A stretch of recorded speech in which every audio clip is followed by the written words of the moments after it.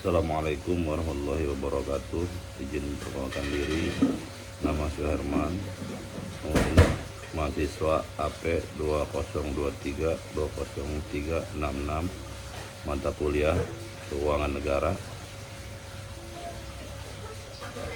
Saya akan mengomentari atau analisis kasus korupsi dengan proses sederhana. Untuk komentari atau menganalisis kasus korupsi di Indonesia, kita bisa menggunakan pendekatan yang sistematis dan mudah dipahami, serta melihat berbagai faktor yang mendasari terjadinya korupsi tersebut.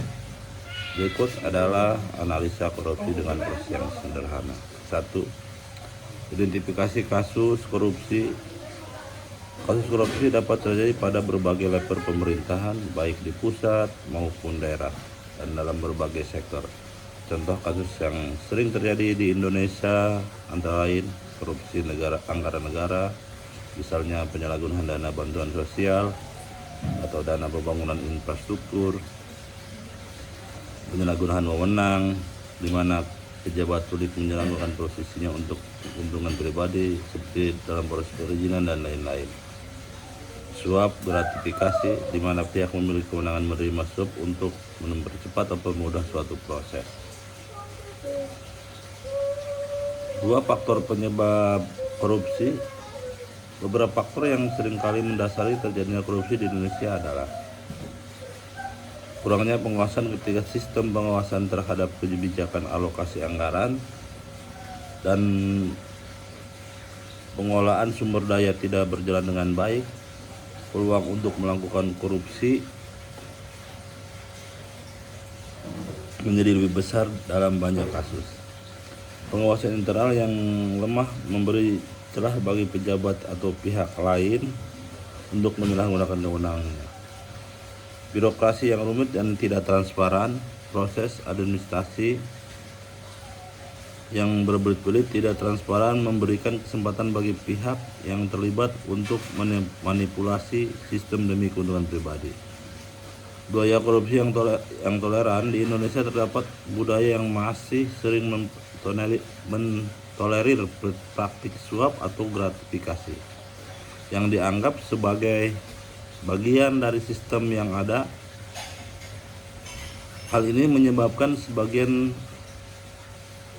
orang merasa bahwa korupsi adalah cara yang normal untuk mendapatkan keuntungan dalam menjalankan tugas atau mendapatkan layanan. Gaji dan insentif yang tidak memadai.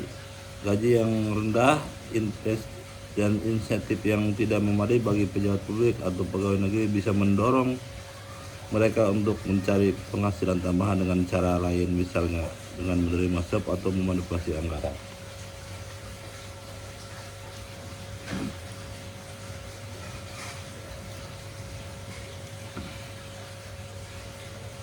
Dampak korupsi. Korupsi memiliki dampak yang sangat merugikan bagi negara, masyarakat, dan perekonomian. Antara lain, menurut kualitas pelayanan publik, dana yang seharusnya digunakan untuk membangun infrastruktur kesehatan, pendidikan, dan sektor publik lainnya justru diselewengkan. Hal ini menyebabkan kualitas layanan yang buruk untuk masyarakat. Kehilangan kepercayaan publik. Korupsi menggerogoti kepercayaan masyarakat terhadap pemerintah dan institusi publik. Jika publik merasa bahwa pejabat mereka terlibat dan praktik korupsi, ini dapat menurunkan partisipasi masyarakat dalam proses demokrasi pemerintah. 3. Penghambat pertumbuhan ekonomi. Korupsi menciptakan ketidakadilan dalam distribusi sumber daya dan meningkatkan biaya transaksi. Hal ini bisa memperlambat pertumbuhan ekonomi. 4. Proses penanggulangan korupsi. Untuk menanggulangi korupsi ada beberapa langkah yang dapat diambil baik oleh pemerintah maupun masyarakat. 1. Perbaiki sistem pengawasan. 2. Reformasi birokrasi. 3. Pendidikan anti korupsi. Penegakan hukum yang tegas dan pemberdayaan masyarakat. Masyarakat dapat berperan aktif dalam mencegah korupsi dengan melaporkan dugaan korupsi, mengawasi menggunakan anggaran, dan mendukung gerakan anti korupsi. Contoh kasus korupsi di Indonesia. Salah satu contoh kasus korupsi yang terjadi di Indonesia dapat dianalisa secara sederhana. Kasus korupsi pengadaan barang jasa pemerintah berikut adalah gambaran proses korupsi yang mungkin terjadi dalam pengadaan barang jasa. Tahap perencanaan, pejabat publik atau anggota legislatif mungkin sudah menentukan siapa yang akan mendapatkan kontrak pengadaan, meskipun proses tender seharusnya terbuka dan adil. Mereka bisa menyesuaikan spesifikasi atau barang atau jasa, mempersempit kriteria agar hanya satu perusahaan yang dapat memenangkan tender. Proses pengadaan, selama proses pengadaan bisa terjadi manipulasi dokumen, penyalahgunaan wewenang, dan lain-lain. Pelaksanaan proyek, setelah kontrak diberikan, perusahaan pemenang tender bisa saja melaksanakan proyek dengan kualitas yang buruk atau tidak sesuai dengan perjanjian. 6. Penyalahgunaan dana yang seharusnya digunakan untuk pelaksanaan proyek dan atau pengadaan barang jasa malah diselewengkan oleh pihak-pihak yang tidak bertanggung jawab atau menyebabkan kerugian negara.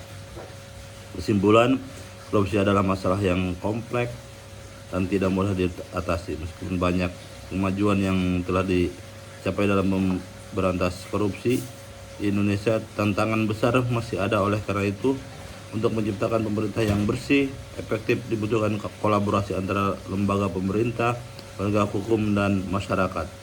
Penguatan sistem pengawasan transparansi serta reformasi birokrasi menjadi kunci untuk memerangi korupsi secara efektif di Indonesia. Sekian, wassalamualaikum warahmatullahi wabarakatuh.